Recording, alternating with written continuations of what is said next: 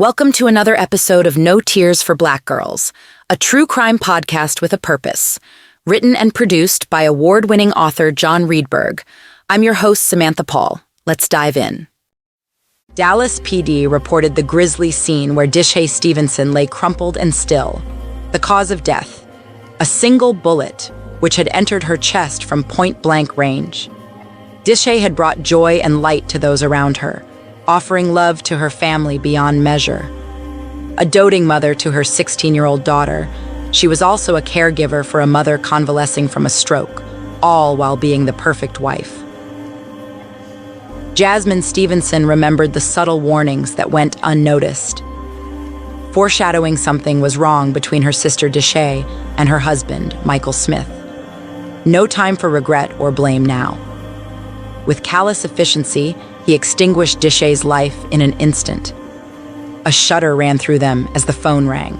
On the other end, her daughter screamed she couldn't locate her mom. Something dire had occurred.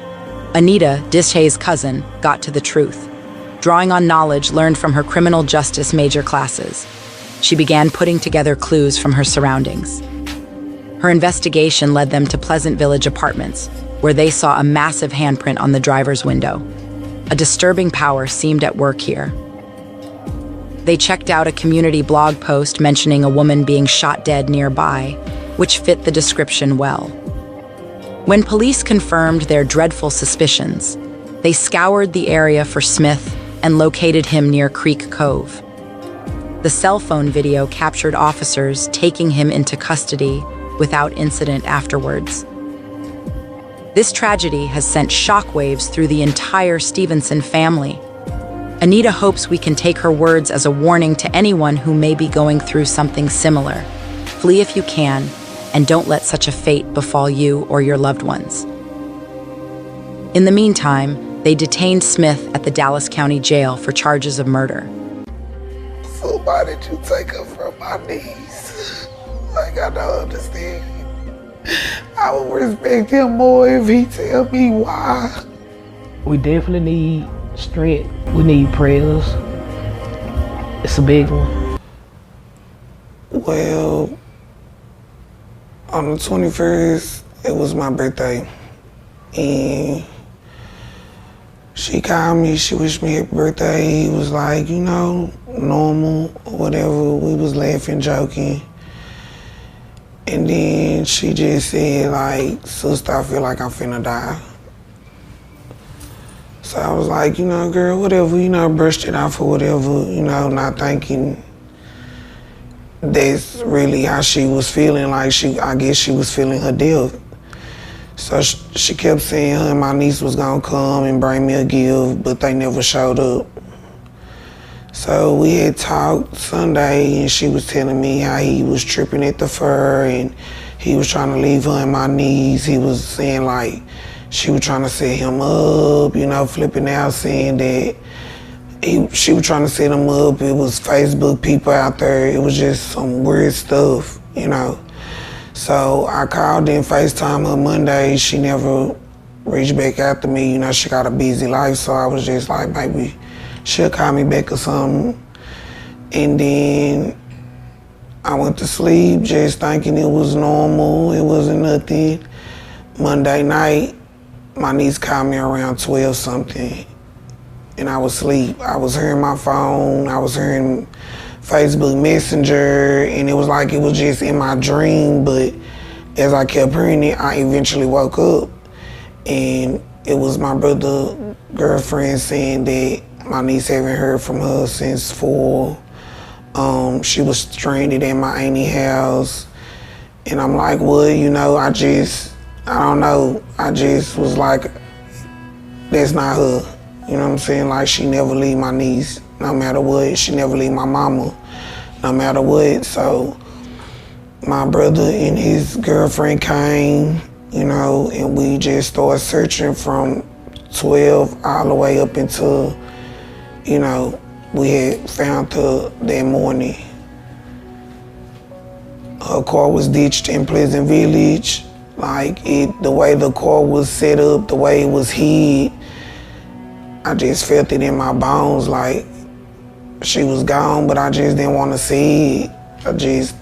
It was too many red flags.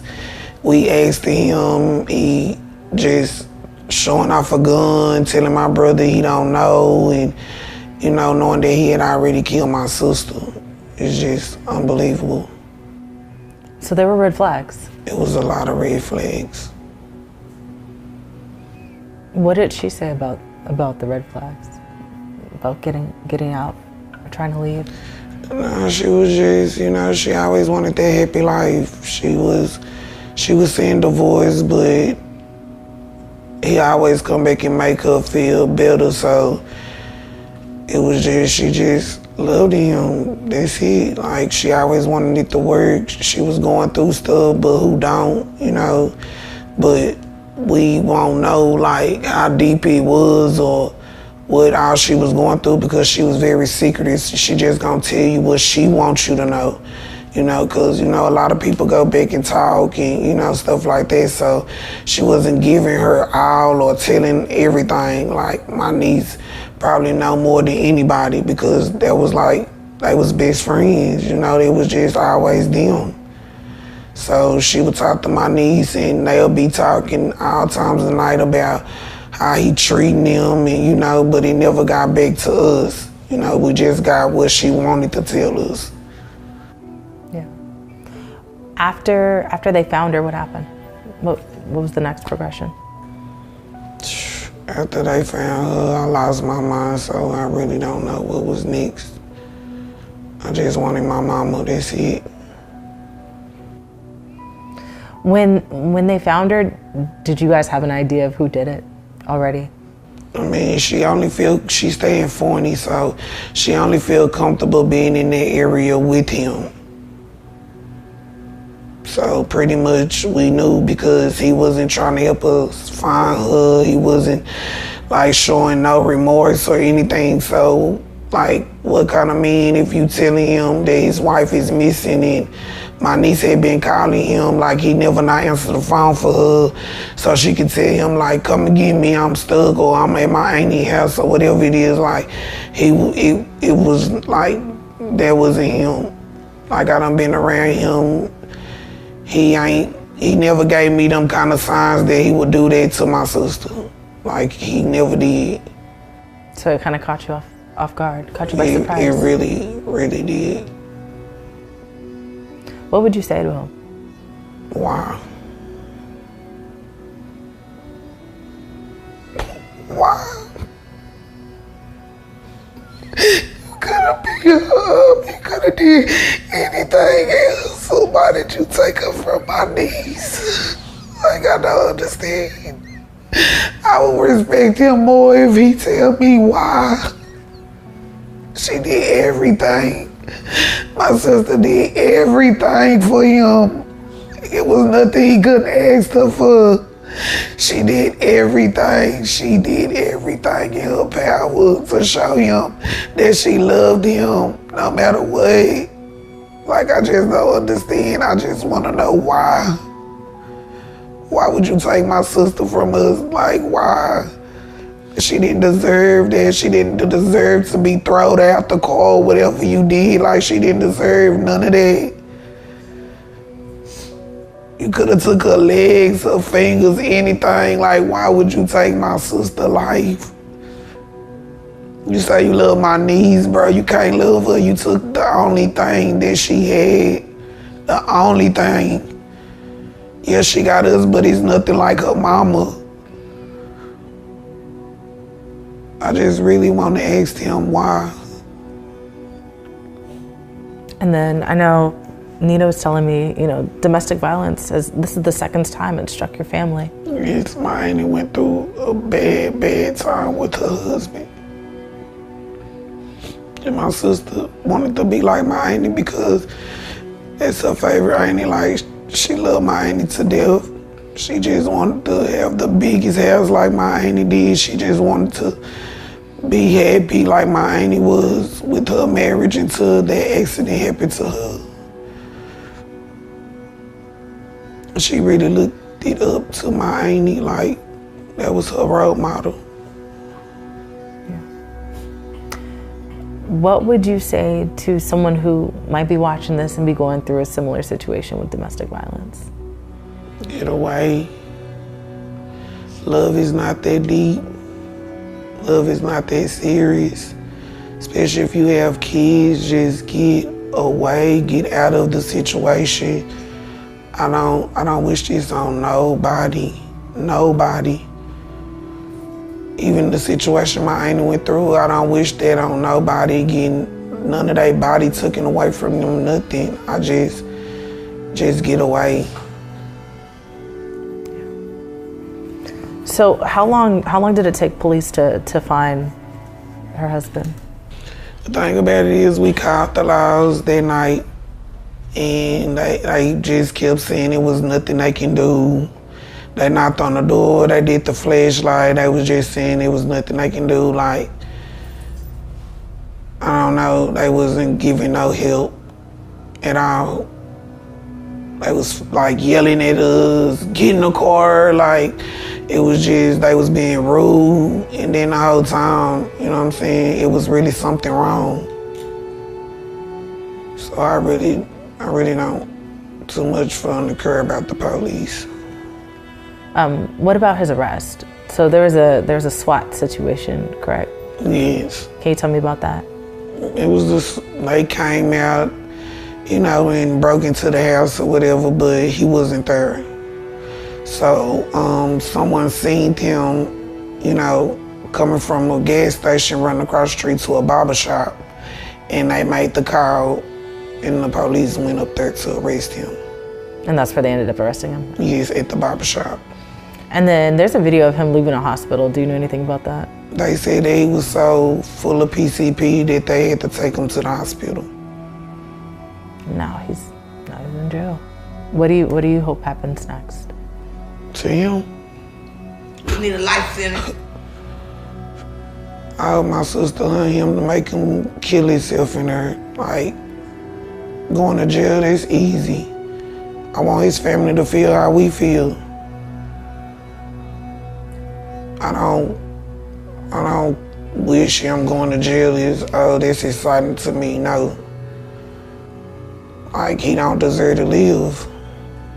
Because you came in, it's like you probably had this plan, like, I don't know. I just feel like no drugs should take over nobody's mind. Your mind should be stronger than that. Like, your mind should be stronger than that. You're not a man if you was jealous of a female. And then it wasn't like she didn't give you nothing, she gave you everything. So you was jealous for nothing, like you had it good.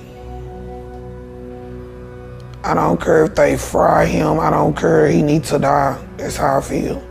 Walk me through just kind of leading up to you finding out what happened.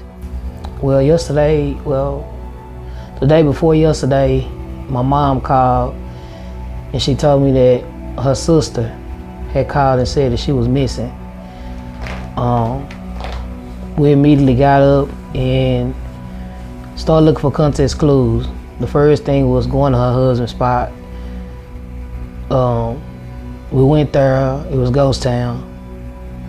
We went to Pleasant Village where a car was like ducked off between a lot of other cars. And the first thing I seen a big handprint on the driver window. And you know, I'm a criminal justice major, so I started trying to use like different contact clues. And it's a creek like in apartments. So I was like, well, let's look in the creek. At that time, I was waiting on my mom and the rest of the family to come so we could all go, you know, look for her. And as we looking in the creek, I just started getting chills over my whole body. 2 minutes later, Smash the Topic posted and said that it was a lady shot to death, which was like 3 minutes from where we was at. So immediately when we seen the post on Smash the Topic, we went directly to the location. And when we got there, he was just like, yeah, how they get here so fast? We was already looking. You know, we had been up since like 7 in the morning looking. And when we got there, we, you know, had to describe and, you know, give them some details to identify her. And when they came back, they didn't even want to say it was her. It was just the nod in the head, and it just went from there. Everybody just broke down.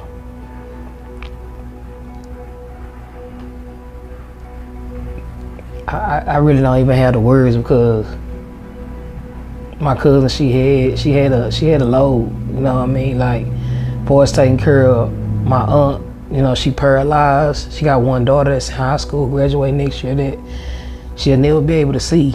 And she strives so hard to get where she was at, and it's just like, I don't even know. Like, she worked so hard to get where she was at, and just to see everything get took from her and her daughter not be able to, you know, carry on, it's hard. Hello. Are you ready? Anything? Want anything to eat? I'm good. But it's gonna be a hard pill to swallow. Very hard pill to swallow. For as just missing her energy, her vibe, like, you know, her taking care of her mama, like us having to go give her mom and her daughter the news after all day, 4-hour standoff, or looking for her, trying to find context clues, not knowing how to tell them, like, this it's hard. Like, it hurt the city, it hurt a lot of people. Like, she had a lot of love. And, you know, as a family, we're gonna stick beside, you know, and make sure we carry her legacy in a good place. She didn't even get to open her new business that she had just invested in. So it's a lot. What kind of business was it? She a tax preparer, and she had a boutique named after her niece, Shea Money Purses and More.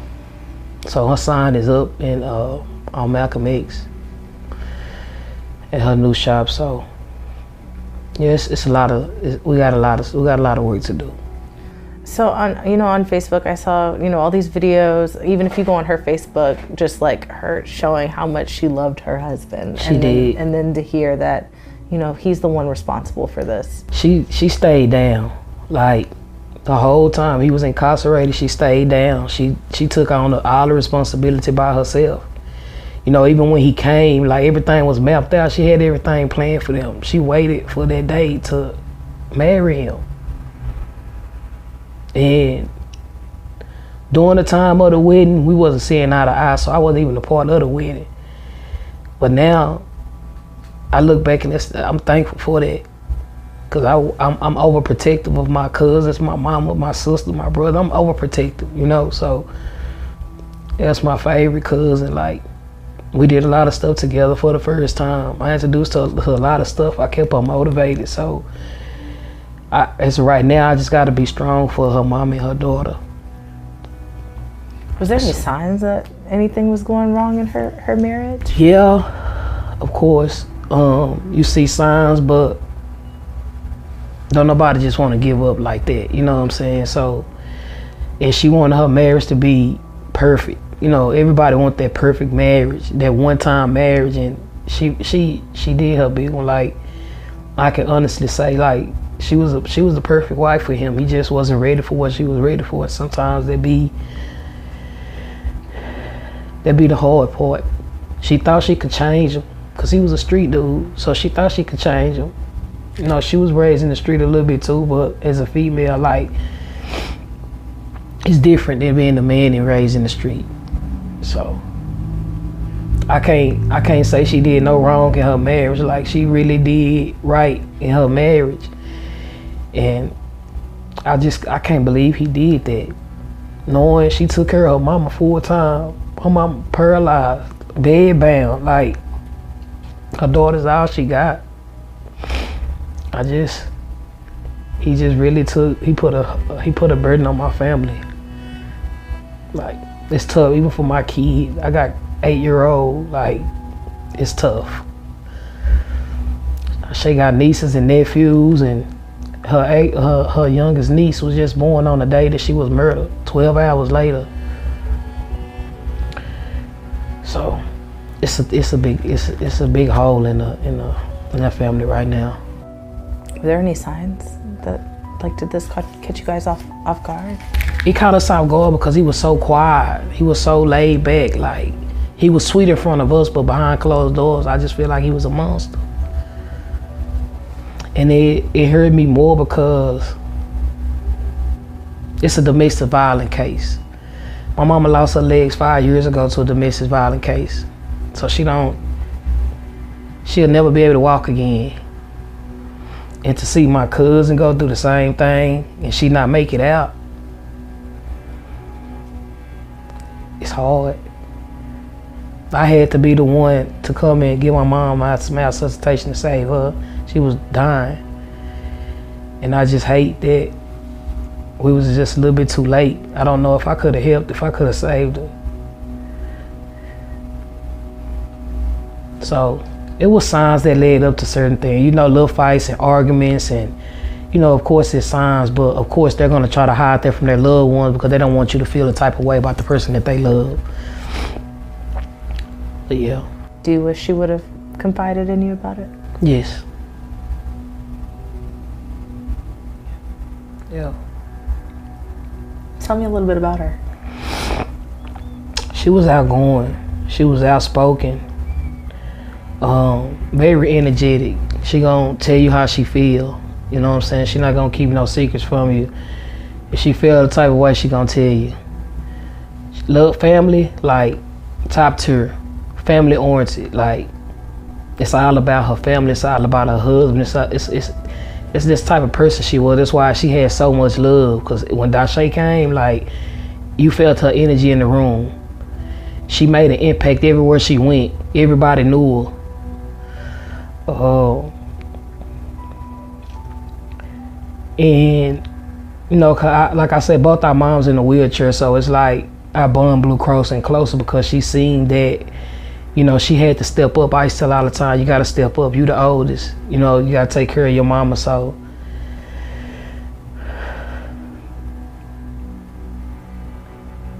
She held a lot of stuff down, and she definitely left a lot of work for us to do and for us to, you know, clean up. And I just hate it came to this situation for her to have to be away from him. I had conversations with her, another incident that happened in their relationship, and she told me, cousin, I'm gonna try to do whatever I can do to save my marriage. I love you enough to understand that, and I want you to be happy. You know, I can't make you happy, I make you happy, but if he hurt you, I'm gonna hurt him. That was always what I tell her. And again, like, I don't know if it was anything that I could have did to help her in that situation. And like I said, we were so close when they found the body. Where they found the body at, we were so close. It's like, damn, like, if I'd have got there a couple minutes early, even if she was suffering, I wish you know. But you know, you can't make a person leave somebody that they love. No matter what you say, no matter what you do, when a person loves somebody they love them, you gotta let them, you know, leave when they ready. And I just hate that it's too late. Yeah. It seems like she's gonna leave a big void in Yeah. your life, Yeah. your family's life.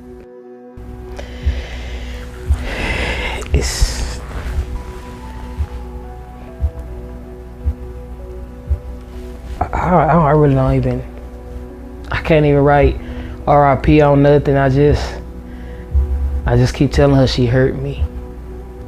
She hurt me, but my goal right now is to, you know, take care of my aunt as much as I can and help put her daughter through school, because I know that's what she really wanted more than anything. That's her pride and joy, her daughter. That's her best friend. And I know she hurting right now. She trying to stay strong. And that's the reason really why I came here, because I haven't even been open. I came here because I just needed that break. We went and seen her yesterday. She still looked at herself, but it's just different without her being here. Like, she's so loud and her energy just so big. It's just like, How can you not? You know what I'm saying? You can't, when she come, you know she here. She gonna come to your door, she gonna knock like the police. Like, you gonna know it's her. It knocks on the doors, them calls. It's over with. We definitely need strength. We need prayers. It's a big one.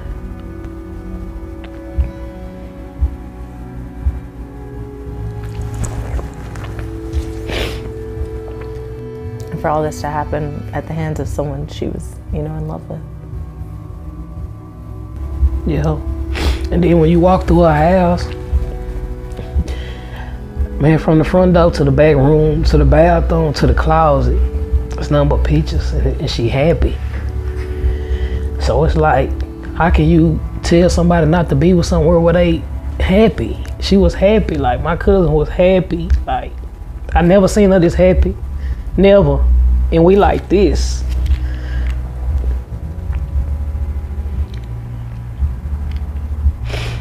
Does it make you just think about what could have went wrong?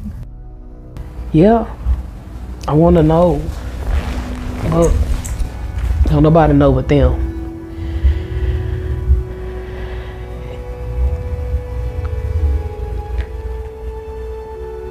I just heard so much from my aunt and her daughter. Like, my aunt not 100%, and she can't just, like. But we're gonna make sure they straight.